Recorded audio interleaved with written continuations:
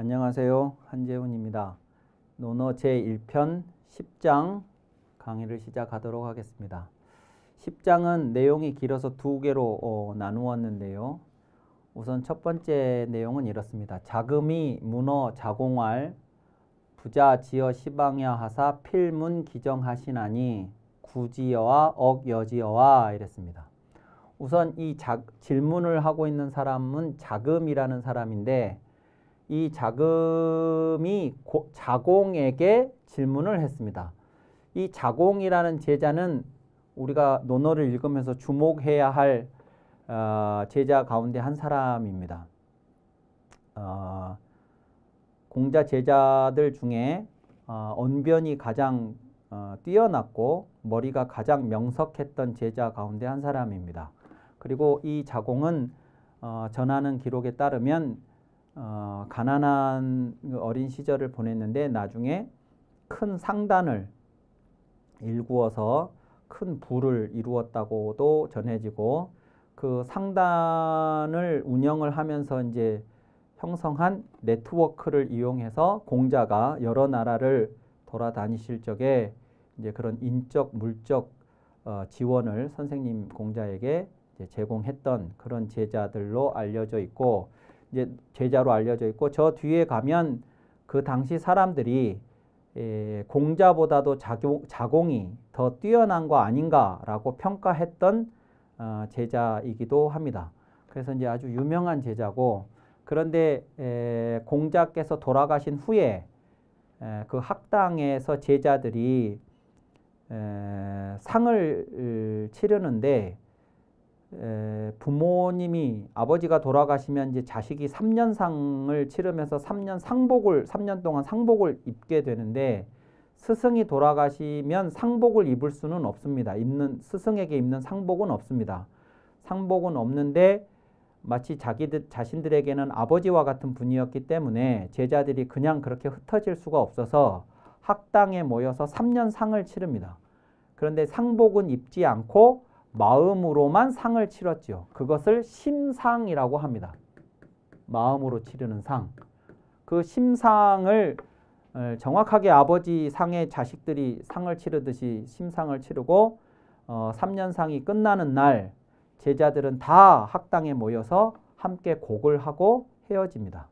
그런데 그 제자들을 다 보내고 남아 있었던 제자가 자공이고 자공은 또 한 번의 3년상을 혼자 치릅니다. 그 학당에서. 그리고 이제 돌아갔던 제자가 자공입니다. 그러니까 대단히 의리도 있었던 제자고 스승에 대한 이제 존경심이 남달랐던 제자입니다. 다른 제자들도 스승에 대한 존경심이 대단했지만 이제 그런 자공인데 이 자금이라는 사람이 자공에게 이제 어떤 질문을 했는데 이 자금이라는 사람은 그럼 질문하는 자금은 누구냐?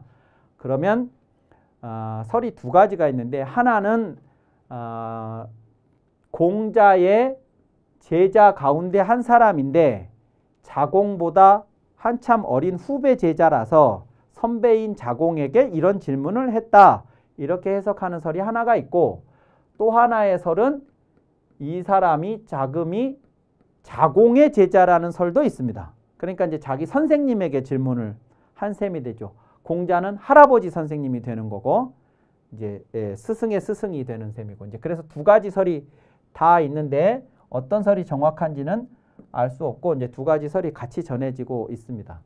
어쨌든 자금이 자공에게 질문을 했는데 뭐라고 질문했냐면 부자 논어에서는 이제 부자라는 표현이 많이 등장하는데 여기 처음 등장했는데 부자라는 표현이 많이 등장하는데 이게 공자를 가리키는 표현입니다. 제가 전에 논어에서 전부 자왈이라고 할 때 이 자자가 공자를 가리키는 고유명사가 아니고 모든 선생님들에게 다 통용이 되었던 일반 명사라고 말씀을 드렸는데요. 이 부자가 그런 호칭입니다. 그래서 자라고 표현할 수도 있지만 이제 선생님을 지칭할 때는 부를 앞에 넣어서 부자라고 표현을 해서 공자도 공자라고도 하지만 공부자라고도 표현을 하는 것이 이제 논어에서 제자들이 선생님을 지칭할 때 부자라고 썼기 때문에 이제 그 전통에 따라서 공부자 이렇게 쓴 것이죠. 부자, 여기서 이제 부자는 선생님, 즉 공자를 말합니다. 선생님께서, 부자께서 지어 시방야, 이 나라에 이르셔서 이랬는데, 이 나라 그러면 어떤 특정한 나라를 지칭한 것 같지만 사실 이제 요런 지시대명사 같은 경우, 지시사 같은 경우가 앞에 어떤 것이 이 명사로서 제시가 되고 그것을 다시 받을 때 이 나라, 저 나라, 그 나라 이렇게 해야 되는데 그것 없이 이렇게 바로 그냥 이 나라 이렇게 나오면 이게 어떤 나라도 다 되는 겁니다. 그래서 어떤 나라에 이렇게 해석을 하시면 됩니다. 이렇게 표현이 되어 있지만 그러니까 공자께서 특정한 어떤 나라가 아니고 대부분의 모든 나라에 도착하셨을 때 그 나라에서 말이죠. 그 나라에 도착을 하면 필문 기정하시나니 반드시 그 나라, 도착한 그 나라의 정치에, 국정에 대해서 들으신다 이겁니다. 반드시 그 나라의 국정에 관해서 들으신다. 청취하신다 하는 거예요. 그러면 그 얘기가 무슨 얘기냐 그러면 이 나라에서 공자한테 얘기를 해주는 거예요. 지금 우리나라에 이런 지금 현안이 있고 이런 문제가 있고 이런 일이 있었고 앞으로 이런 일이 있을 것 같고 뭐 이런 얘기들을 해줍니다. 그러면 이제 공자한테 그런 얘기를 해주는 것은 그거 어떻게 했으면 좋겠습니까? 이게 잘한 겁니까? 앞으로 어떻게 해야 되겠습니까? 이런 거를 질문을 하기 위함이죠. 그러면 공자가 어떤 특정한 나라에서만이 아니라 대부분의 나라에 도착하시면 그런 일을 겪으신다 이거예요. 그런 나라의 국정에 대해서 들으신다 이겁니다. 자, 그러면 이게 그것이라는 것은 그 나라 국정에 대해서 청취하시는 그것을 선생님께서 요구하신 겁니까? 아니면 요 억자는 영어로 오아에 해당하는 아니면입니다. 아니면 A, O와 B 할 때 오아에 해당하는 거예요. 아니면 여지어와 그것을 그 나라에서 공자의 요구 없이 제공해 주는 것입니까? 이랬습니다. 어떻게 공자는 어떤 나라만 가시면 꼭 그 나라의 국정에 대해서 들으시는 그런 자리를 갖게 되시는 겁니까? 공자가 그렇게 해달라고 요구를 한 겁니까? 아니면 자발적으로 그 나라에서 제공을 한 겁니까? 이렇게 질문을 했습니다.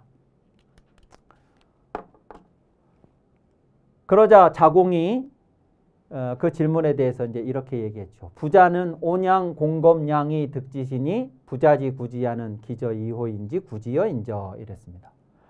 부자는 우리 선생님께서는 아까 이제 자금이 물어봤던 것은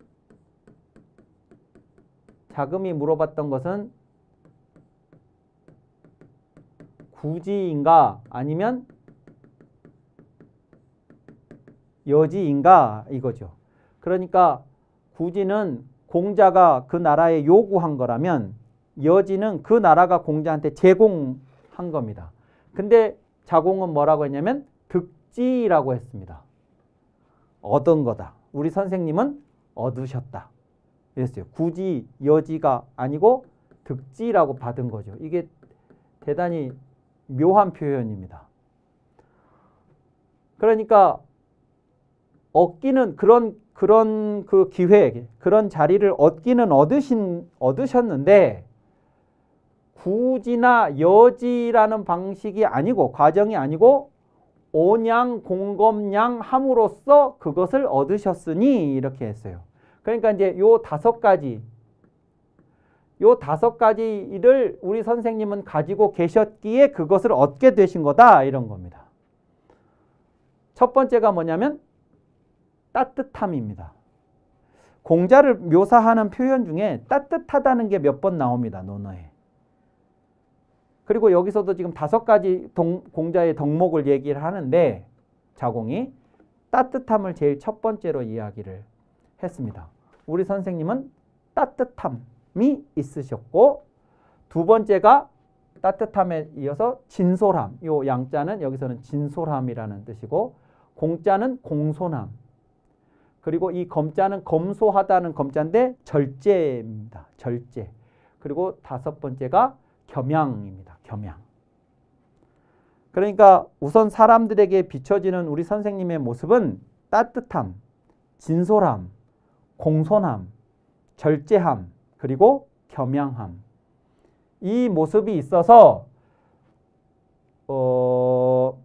그러니까 나한테 얘기를 해주세요라고 요구한 것도 아니고 아무 이유 없이 그 나라에서 그냥 알아서 제공한 것도 아니고 이 나라에서 공자의 요구 없이 제공한 건 맞는데 그런데 공자에게 제공한 이유가 공자가 이런 모습을 갖고 있는 분이라서 여기서 제공을 한 거라는 거예요. 그러니까 공자가 이 나라에 뭔가 어떤 모습으로 다가갔기에 이 나라에서 공자에게 제공을 한 건데 이 다가감이 해달라고 요구한 것이 아니고 요런 인품이 있는 분이라서 알아서 제공을 한 거라는 거예요. 아무 이유 없이 제공한 게 아니고 이게 이유가 되어서 그런 겁니다. 그러니까 부자지 구지야는 기저 이호인지 구지여인지 그랬죠. 부자가 요구했다고 치면 요구한 거라고 볼 수가 있지. 왜? 이런 모습으로 다가갔기 때문에 이들이 제공한 거니까. 그런데 이 요구함이 보통 사람들의 요구함하고 달랐다 이겁니다. 이 사람들은 내가 당신 나라에 와가지고 당신 나라 국정에 대해서 이렇게 청취하는 사람이라는 거를 좀 보여주게 나한테 얘기 좀 해줘. 그러면 내가 뭐 당신들한테 뭘 제공을 해줄게. 보상, 대가로. 뭐 이런 과정으로 요구한 그런 요구가 아니다 그거죠. 아니고 이런 모습으로 그들을 대하니까 그들이 알아서 제공을 한 거라. 아무것도 안 했는데 그들이 준 것도 아니고 그렇다고 요구한 것이 보통 사람들의 요구와 같은 형식의 그런 그 수준 나는 그런 요구가 아니라는 점에서 달랐다. 이렇게 함으로써 이제 공자를 이렇게 그것을 얻게 된 이유를 요 5가지로 설명하는데 요 1편 10장의 핵심은 뭐냐면 공자가 이런 상황에서 이런 자리를 갖게 된 이유를 이 5가지 때문이라고 말할 수 있는 자공의 관찰력입니다. 스승을 저렇게 딱 5가지로 그런 자리를 그 나라에서 자발적으로 마련을 하도록 한 그 원인을 저 5가지라고 이야기할 수 있는 것은 평소에 자신의 선생님에 대해서 자공이 충분한 이해를 가지고 있었다는 것을 관찰을 통해서 알고 있었다는 것을 보여주는 장면이라는 점이 핵심입니다. 그래서 이제 자공은 공자도 그렇고 다른 공자의 다른 동문수학한 그런 선배, 후배, 동료들에 대해서도 그렇고 자공은 쉽게 이렇게 그냥 보고 지나치는 게 아니고 한 사람 한 사람을 꼼꼼히 관찰을 합니다. 그래서 실제로 자공이 선생님에게 이 아이는 어떻고 저 아이는 어떻습니까? 하고 제자 후배들에게 품평을 하는 장면도 있고 또 다른 사람들을 그렇게 이제 평론하는 그런 장면들도 있고 그래서 공자가 이 자공이 남들 신경 쓰지 말고 너 자신에게 신경 써라고 공자가 이렇게 꾸짖는 장면도 있고 뭐 그렇습니다. 자, 11장은요. 11장은 이렇습니다. 자왈 부재의 관기지요 구몰의 관기행이나 3년을 무게여 부지도라야 가위 효의니라 이랬습니다. 이제 효에 대한 이야기가 나왔는데요. 효도도 공자가 논어에서 효와 관련해서 언급한 것이 여러 대목이 나옵니다. 이제 뒤에 가면 실제로 효도에 대한 질문을 한 4개 정도를 연이어서 이렇게 수록해 놓은 데도 있고요. 다음 편에 가면. 그래서 효를 대단히 중요하게 생각을 하는데 이제 우리가 효라고 하면 부모님 말씀을 잘 듣는 것 혹은 부모님 봉양을 잘하는 것 함께 얘기해 보자면 우리가 부모님한테 뭔가를 해드리는 것 이것을 효라고 생각을 합니다. 대체로 우리들이. 근데 그 설명이 아주 잘못됐다고 할 수는 없는데 이 논어나 그 이후에 이제 동양의 문화 전통 안에서 효라고 하는 것은 그거보다는 훨씬 넓은 의미입니다. 그러니까 이렇게 생각했습니다. 부모에게 효도를 한다 하는 걸 보면 그 사람이 어떤 사람인가를 알 수 있는 지표라고 생각을 했어요. 효를. 그 사람됨과 효라는 것을 같이 연결시켜 볼 수 있는 그 사람됨을 보여주는 지표, 이렇게 생각을 했습니다. 그러니까 부모한테 잘해드린다 그것만 가지고는 그 사람을 알 수 있는 지표로서 이야기하기에는 부족하죠. 그래서 부모님한테 잘해드리는 것 이상의 의미로 효를 생각을 했었다는 건데요. 그것은 나중에 이제 그 효에 관한 질문과 답변 4가지를 같이 묶어놓은 장면에 가서 다시 한번 설명을 드리기로 하고, 여기서는 일단 이런 이야기를 가지고 효를 이야기를 했어요. 부재에 부모래 이랬습니다. 이때 이 제자는 이 아버지가 이 세상에 존재해 계시는, 즉 살아 계시는 상황을 말하는 거고, 요 몰자는 이 세상에서 사라진 이후, 즉 돌아가신 이후의 상황을 얘기하는 겁니다. 그래서 이제 아버지가 계실 때와 아버지가 돌아가셨을 때를 가지고 얘기를 하는 건데, 아버지가 계실 때 그 뜻을 관찰하고 살펴보고 이랬어요. 그때 그 뜻 할 때 이 뜻이 누구의 뜻이냐? 그러면 아버지가 계실 때 아버지의 뜻을 살펴보고가 아니고 그는 자식입니다. 그러니까 우리가 어떤 사람을 관찰할 때 그 사람이 어떤 사람인가를 이제 평가를 하려면 그 사람을 볼 때 조건이 아버지가 살아계신 상황인가 아버지가 돌아가신 상황인가에서 그 사람을 바라보는 관점이 달라야 된다는 거예요. 이 말은 아버지가 살아계실 때는 그 사람의 뭘 관찰해야 되냐면 뜻을 관찰해야 된다 이겁니다. 근데 이 뜻이라는 게 뭐냐면, 뜻이라는 이 글자는, 뜻 지자는 이 글자 지금 써 있는 글자로만 보면 선비사 밑에 마음심인 것처럼 보이지만 이게 옛날에 글자들로 보자면 이렇게 생긴 글자입니다. 이렇게 생길 때 이 글자가, 요 밑에 있는 이 글자가 마음심입니다. 마음심이고 요 위에 있는 이 글자는 2가지가 다 되는데 갈 지자도 되고 멈출 지자도 됩니다. 갈지도 되고 멈출지도 되는데 이 갈지자는 고, 멈출지자는 스톱입니다. 이 글자는 고라는 뜻도 있고 스톱이라는 뜻도 있어요. 그러니까 이제 글자도 한자도 시대가 내려오면서 세분화되어 가는데, 반대로 말하자면 글자가 원형으로 갈수록 세분화되지 않고 뭉뚱그려져 있습니다. 의미가. 그래서 한 글자, 그러니까 우리가 보기에는 이 고라는 뜻의 지자와 스톱이라는 뜻의 이 지자는 전혀 완전히 상반된 뜻을 가지고 있다고 보이지만, 이 글자를 만들어 썼을 때만 하더라도 고라는 것과 스톱이라는 건 이 글자 한자 안에 다 들어있다고 생각을 했다고요. 왜냐하면 고하고 스톱은 성질은 정반대지만 연결된 과정이라고 보기 때문이에요. 고의 끝이 스톱이고 스톱의 끝은 고거든요. 그러니까 저게 한 글자 안에서 같이 됩니다. 옛날 글자로 가면 그런 것들이 많이 있어요. 어지러울 난자가 잘 다스려진다는 의미를 갖는 거하고도 같은 거예요. 그게 전혀 다른 상반된 의미인데, 그래서 이제 이 글자가 이런 뜻도 있고 이런 뜻도 있는데, 요 글자가 말하자면 뜻지자의 원 글자예요. 그러면 이 뜻이라는 게 뭐냐 그러면 내가 무엇을 향해 가서 멈춰야 할 것, 네?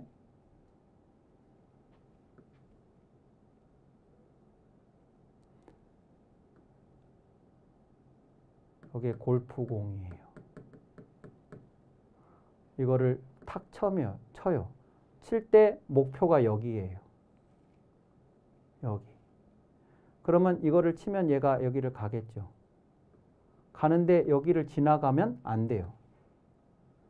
여기를 가서 이 방향으로 가서 여기에서 딱 멈춰서 여기로 뽕 빠져야 돼요. 가야 하는 거. 그러니까 우리가 삶에서 지향해야 할 목표점이 있는데 그 목표점을 가다가 넘어가면 안 되고 여기 도착했으면 여기에 멈춰야 하는 거죠. 그러니까 요게 목적, 목표, 즉 요거예요. 그것을 내 마음속에 가지고 있는 것이 뜻이에요. 뜻. 그러니까 내 삶의 목표를 방향을 어디로 설정하고 어디로 향해서 가서 어디에서 멈출 것인가 하는 마음이 이 뜻짓자예요. 그러니까 이것은 아직 실천으로 옮기기 전에 내 마음속에 가지고 있는 그것을 말하는 거예요. 뜻. 그것이 있어야 이제 내가 실천으로 옮길 수가 있죠. 근데 아버지가 계실 때는 이 사람을 관찰을 할 때 마음속에 품고 있는 그 뜻을 관찰하라는 거예요. 왜냐하면 아버지가 계실 때 아버지와 나, 이 자식과의 뜻이 다를 수가 있거든요. 근데 아버지가 계시기 때문에 자신의 뜻대로 할 수 없을 수가 있어요.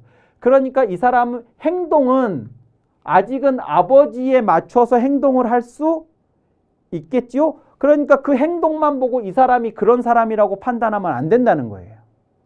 그러니까 뜻을 봐야 된다는 거예요. 마음속에 무슨 뜻을 품고 있는가. 그래야 이 사람을 제대로 우리가 알 수 있다 하는 것이에요. 반대로 아버지가 이제 돌아가시면 그 사람의 행동을 보라. 행동을 관찰하라는 거예요. 아버지가 돌아가셨으니까 이제 아버지의 영향에서 나는 벗어났고 그러면 이제 자신의 삶을 정말로 자신의 뜻에 맞게 살아갈 수 있는 사람이에요. 그런데 그 행동이 아버지가 계실 때하고 똑같다. 그러면 아버지가 계실 때는 아버지가 계시니까 라고 핑계를 댔지만 아버지가 안 계시는데도 여전히 그런다. 그러면 이 사람은 그런 거예요. 그러니까 이때는 뜻을 보는 게 아니고 이게 아니고 진짜 그 사람이 그렇게 행동하는가를 봐야 된다는 겁니다. 만약에 그렇게 행동하지 않는다면 이 사람이 말로는 뜻이 어떠고 저떠고 해봐야 그건 거짓말이다. 이거예요. 그래서 실제로 그렇게 행하는가 하는 것을 봐야 한다는 거죠. 그래서 이 자식인 어떤 사람을 우리가 관찰을 할 때 조건이 아버지가 살아 계시느냐 돌아가셨느냐에 따라서 관찰해야 될 내용이 다르다 하는 것을 이제 설명을 하면서 동시에 이렇게 얘기했습니다. 그런데 이 사람이 그러니까 어떤 사람이 아버지가 돌아가신 후에 자신의 뜻에 따라서 행동을 했고 그런데 그전에는 그렇게 행동을 하지 않았다면 이 사람이 아버지 계시는 동안 아버지를 의식했다는 얘기죠. 예. 아버지를 무시하는 게 아니고 아버지를 의식하는 삶을 살았고 아버지가 이제 돌아가시자 이제 자신의 삶을 이제 자신의 뜻에 부합하게 살아가는 이제 그런 사람입니다. 그러니까 이제 계시는 동안에도 아버지를 의식하면서 아버지와 이게 충돌을 하지 않으려고 하는 모습을 보여줬다는 걸 알 수가 있어요. 자, 그런데 그래서 또 효자라고 할 수 있겠지만 3년을 무개어 부지 돌아야 가위 효운이라 그랬습니다. 그러나 아버지가 돌아가신 후 3년 동안 요 3년이라는 시간이 3년상을 치르는 시간입니다. 3년상을 치르는 시간. 이 3년상을 치르는 시간이라는 것이 이제 뭐냐면 부모가 자식을 낳아서 자식이 독립, 홀로 서는 최소한의 시간이 3년이에요. 그러니까 지 발로 지가 가고 싶은 곳을 가고 지가 먹고 싶은 걸 먹고 지 손으로 지가 만지고 싶은 걸 만지는 그 시기가 태어나서 3년, 만 3년 이 시간입니다. 그러니까 엄격하게 따지면 부모는 부모가 살아 계시는 동안 자식에게 관심을 갖지만 부모의 품 안에 자식이 있는 거지만 절대로 자식에 대한 관심을 놓지 않으니까. 그렇지만 특별히 부모의 관심이 집중적으로 필요한 시기가 요 3년이에요. 태어난 이후 3년. 그러면 자식이 부모님이 돌아가시면 내가 죽을 때까지 내가 살아있는 동안 부모의 죽음에 대한 슬픔을 간직하고 살아야 되겠지만 그렇지만 그 중에서도 가장 집중적으로 슬픔을 표출하고 마음속에서 그것을 사귀지 못하는 시간이 돌아가신 후 직후 3년이에요. 만 3년. 그러니까 2년 남짓입니다. 그래서 이 3년이라는 시간을 이제 3년상을 치른다고 하면서 중요하게 생각하는 건데 아버지가 돌아가셨다고 해서 내가 아버지 계실 동안에는 못했던 걸 아버지가 돌아가시자마자 이제는 내 세상이다. 이러면서 아버지가 가셨던 길, 아버지의 길을 다 뜯어 고쳐버려야 되겠냐? 아니면 적어도 3년 동안은 고치지 말아야 되겠냐라고 했을 때 고치지 않아야 효라고 말할 수 있다 이거예요. 너무 이건 만약에 돌아가셨다고 바로 고치면 아버지가 가셨던 걸 이제 계실 때는 내가 다른 길을 못 가다가 아버지가 돌아가셨으니까 나는 이제 그 길을 가겠다고 하면 그동안에 얼마나 아버지가 돌아가시기를 기다리고 있는 셈이 됐겠습니까? 그러니까 아무리 그렇다 치더라도 3년 동안만큼은 아버지가 가셨던 그 길을 아버지가 마치 계셨을 때처럼 이제 그 길을 그래도 지켜드리는 것이 효라고 말할 수 있다 하는 거예요. 근데 이런 말들은 제가 앞에서도 말씀드렸지만 이런 말들은 당시에 이런 제 아들들이 없기 때문에 하는 말이에요. 그러니까 모든 이건 특히나 정치인에 관한 이야기들이에요. 정치인들이 아버지가 가셨던 길을 그냥 너무나 쉽게 다 폐기를 해버리는 거예요. 그냥 돌아가시자마자 지가 임금되고 나면 그냥 전부 다 그렇게 이제 하는 것이 너무 이제 세상이 각박하고 이제 그렇다는 것이죠. 그래서 이런 이야기를 하는 겁니다. 자, 그런데 이런 이야기를 이제 공자가 그래서 하신 얘기인데 이제 이렇게 말씀을 해놓고 나니까 후대 학자들이 봤을 때 이 아버지의 길이 진짜 나쁜 길이면 어떡합니까? 이제 이런 말들이 이제 나오는 거예요. 그러면 3년을 꼭 기다려야 되냐? 이제 이런 문제들을 또 가지고 학자들이 논의를 했습니다. 그러니까 요 이야기는 아버지가 가신 길이 진짜로 하루라도 더 지속하면 안 되는 그런 나쁜 길이었다는 그런 것을 가정하고 하는 말은 아니다. 당연히 그게 하루라도 더 지속되어서는 안 될 길이라면 당연히 당장 폐기를 해야 되겠지. 근데 이제 그런 얘기를 하는 게 아니고 그러니까 우리가 부모님에게 효도를 해야 된다. 그런 얘기를 하니까 그 부모가 엄청나게 나쁜 태어나서 나를 한 번도 돌봐준 적도 없고 나를 막 학대를 했고 막 이런 부모일 경우에도 효도를 해야 됩니까? 이렇게 질문을 하는 거하고 같은 거예요. 그러니까 우리가 일반적으로 얘기를 했을 때는 그게 그런 부모를 상정하고 얘기를 하는 게 아니고 이제 보편적인 이제 부모를 놓고 이야기를 하는 거고 그런 특수한 상황까지는 다 포함할 수가 없는 그런 얘기이듯이 이 얘기도 하루도 더 지속하면 안 되는 아버지의 길을 두고 한 말이 아니고 이제 웬만했을 경우에 그렇다는 얘기라는 것이다라고 해석들을 합니다. 자, 오늘 강의는 이것으로 마치고 다음 시간에 다시 이어서 하도록 하겠습니다. 감사합니다.